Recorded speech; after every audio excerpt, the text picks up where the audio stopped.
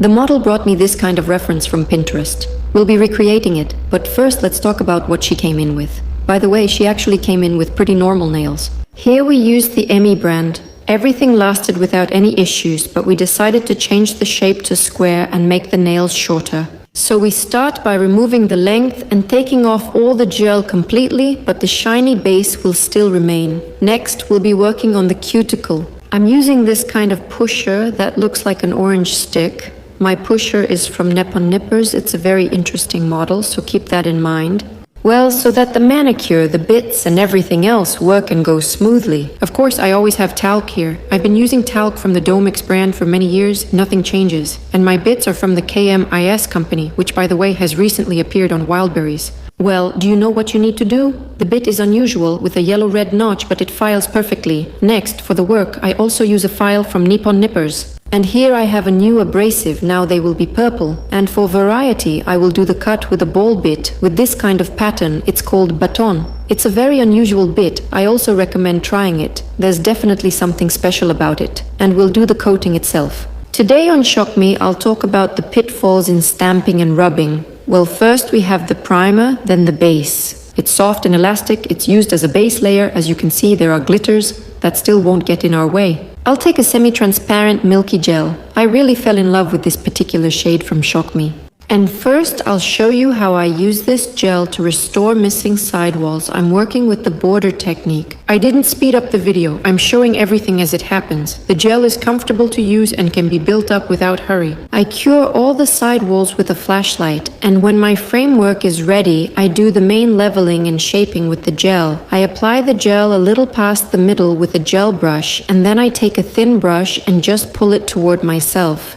I'm working with the no-flip technique. By the way, thick bumps are out of fashion now. Nails should be a bit flatter and as thin as possible near the cuticle. When the gel has warmed up, I pinch it, and now I'm showing you specifically how to file this kind of nail. I file it as follows.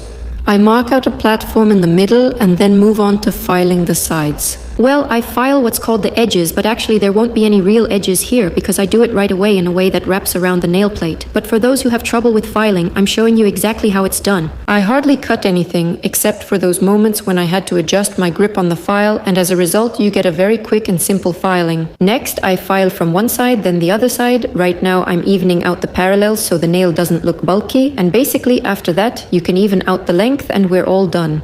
I'm going to do stamping under the rubbing powder, and I'll show you what problems you might run into here, despite how simple the design may seem. So, it looks like I mixed two colors. I took white and a purple one with sparkles and stamped it onto the stamper. Everything's fine here, and I just used some tape to remove all the excess. My nails are pre-coated with a thin layer of base because I filed them and I need at least some stickiness. Next, I easily transfer the design using the stamper, and you can help yourself a little with your finger like this, but we're going to run into a problem. The thing is, when we stamp the design onto the finger, it doesn't just get on the nail, but also ends up on the skin around it. You can see this on every single finger. And this is one of the problems I'm going to face. Now, for those who are interested, I'm showing the stamper, the polishes I have, and here is our problem.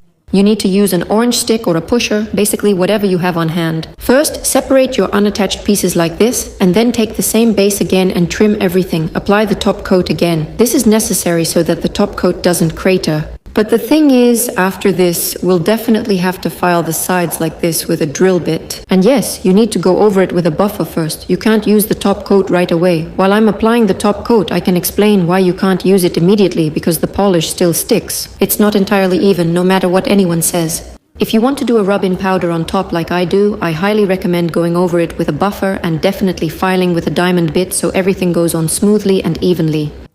This isn't our reference, this is our finished result. Obviously, we didn't get an exact copy, and our powder was a bit different, with a coarser grind, but we captured the overall vibe. And most importantly, the model is happy with the manicure.